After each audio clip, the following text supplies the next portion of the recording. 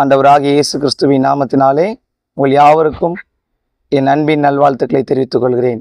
இந்த நாளிலும் ஆண்டவர் நம்மோடு பேசுகிற வார்த்தை, இந்த நாள் நாம் யாவரும் அறிந்தபடி இயேசு கிறிஸ்து உயிர்த்தெழுந்த திருநாளை நாம் கொண்டாடுகிறோம்.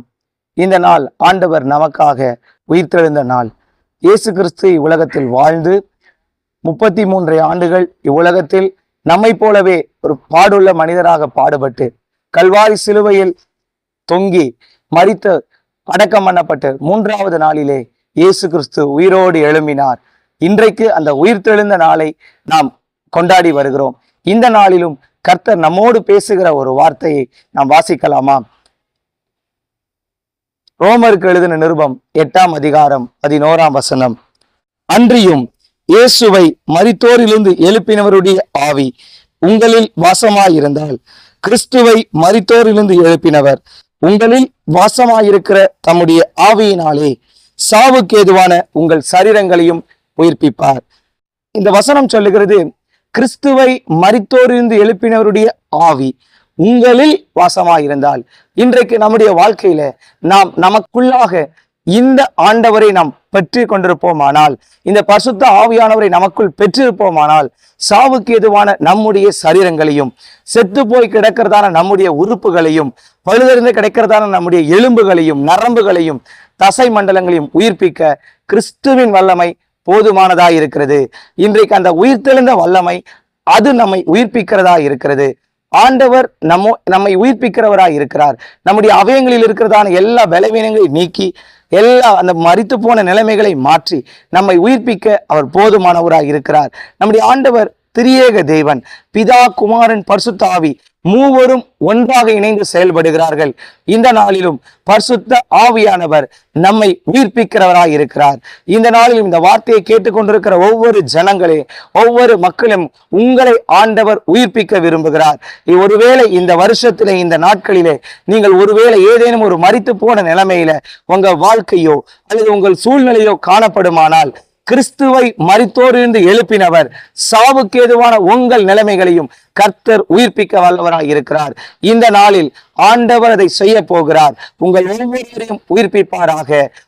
வாசித்த வசனத்தின்படியாய் ரோமர் 8:11 படி கிறிஸ்துவின் மரித்தோரிலிருந்து எழுப்பினவருடைய ஆவி, பரிசுத்த ஆவியானவர் கிறிஸ்துவை உயிரோடு எழுப்பினார். அந்த தேவன் இன்றைக்கும் ஜீவிக்கிறார்.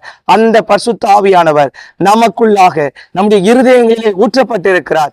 இந்த பரிசுத்த ஆவியானவர் நம்மையும் உயிர்ப்பிப்பார், நம் உறவுகளை உயிர்ப்பிப்பார். ஒருவேளை நம்முடைய வாழ்க்கையிலே கடன் பிரச்சனையினால் நாம் மரித்து போன நிலைமையில காணப்படலாம். தேவைகள் அதிகம் இருக்கிறபடியினால் மரித்து போய் காணப்படலாம். நம்முடைய நிலைமைகளை மாற்றுகிற கிறிஸ்து இயேசு இந்த நாளில் நம்மை உயிர்ப்பிக்க வல்லவராய் இருக்கிறார். எல்லா சூழ்நிலையும் மாற்றி உங்களை உயிர்ப்பித்து நடத்துவாராக. இந்த நாளிலும் உயிர்த்தெழுந்த வல்லமை, உயிர்த்தெழுந்த பரிசுத்த ஆவியானவர், உயிர்த்தெழுந்த இயேசு கிறிஸ்து உங்கள் வாழ்க்கையை, உங்கள் குடும்பங்களை, உங்கள் உறவுகளை, உங்கள் நட்புகளை, உங்கள் தேவைகளை அவர் உயிர்ப்பிப்பாராக, தேவைகளை சந்திப்பாராக. நாம் யாவரும் ஒரு நிமிடம் கண்களை மூடி ஜெபிக்கலாம். எங்களை நேசிக்கிற அன்பின் நல்ல ஆண்டவரே, இந்த குமாரனாக இயேசு கிறிஸ்துவின் நாமத்தினாலே இந்த சமூகத்தை நோக்கி பார்க்கிறோம் அப்பா. இப்பொழுதும் இவ்வளவு நேரம் உடைய வார்த்தையை கேட்டதான உடைய பிள்ளைகள் ஒவ்வொருவருக்காய் ஜெபிக்கிறேன். ஆண்டவர், இவர்கள் எந்த இடத்திலிருந்து கேட்டாலும் உடைய வார்த்தைகள் இவர்கள் மேல் ஆண்டவர் வரும் பொழுது இவர்கள் வாழ்க்கை உயிர்ப்பிக்கப்படுவதாக, உயிர்த்தெழுந்த வல்லமை இவர்கள் மேல் இறங்குவதாக. இயேசுவின் நாமத்தில் ஒருவேளை இவர்கள் சரீரங்களில் ஏதேனும் உறுப்புகள் பாதிக்கப்பட்டு மரித்து போய் கிடக்குமானால், செயலிழந்த அவயங்களிலே உடைய கிறிஸ்துவின் உயிர்த்தெழுந்த வல்லமை இப்பொழுது இறங்கும்படிக்கு ஜெபிக்கிறேன். இந்த வார்த்தையை கேட்ட அத்தனை பேர் உள்ளங்களையும் கர்த்தர் தொடுவீராக, உயிர்த்தெழுந்த வல்லமையினால் நிரப்புவீராக, இவர்கள் குடும்பங்களை நிரப்புவீராக. உயிர்த்தெழுந்த வல்லமையின் ஆவியானவர் இவர்கள் வீடுகளிலும், இவர்கள் உள்ளங்களிலும், இல்லங்களிலும், இவர்கள் நட்பு வட்டாரங்களில் நீர் செயல்படுவீராக. இன்றைக்கும் நீர் உயிரோடு இருக்கிறீர் என்பதை இவர்களுக்கு அற்புத அடையாளங்களை செய்து நீர் நிரூபிப்பீராக. ஆண்டவரே, நீர் உம்மை பரிசுத்த கிறிஸ்து எழுந்தது போல பரிசுத்த ஆவியானவர் இவர்கள் வாழ்க்கையும் உயிர் பெற்று என செய்யும்படி ஜெபிக்கிறோம். பெரிய காரியங்களை செய்யுங்க. வார்த்தையை கேட்ட ஒவ்வொரு மக்களையும் ஆசீர்வதி. இவர்கள் எந்த இடத்திலிருந்து, எந்த பட்டணத்திலிருந்து, எந்த கிராமத்திலிருந்து இந்த வார்த்தையை கேட்கிறார்களோ அத்தனை பேரையும் கர்த்தர் இந்த நிமிஷமே நீர் உயிர்ப்பிப்பீராக. பெரிய காரியங்களை செய்யும். இயேசு கிறிஸ்துவின் நாமத்தில் ஜெபிக்கிறோம் நல்ல பிதாவே, ஆமேன். ஆண்டவராக இயேசுவின் நாமத்தினாலே மீண்டும் ஒரு முறை உங்கள் யாவருக்கும் ஈஸ்டர் திருநாள் நல்வாழ்த்துக்களை தெரிவித்துக் கொள்கிறேன். கர்த்தர் தாமே உங்கள் ஒவ்வொருவரையும் பேர் பேராய் ஆசீர்வதிப்பாராக.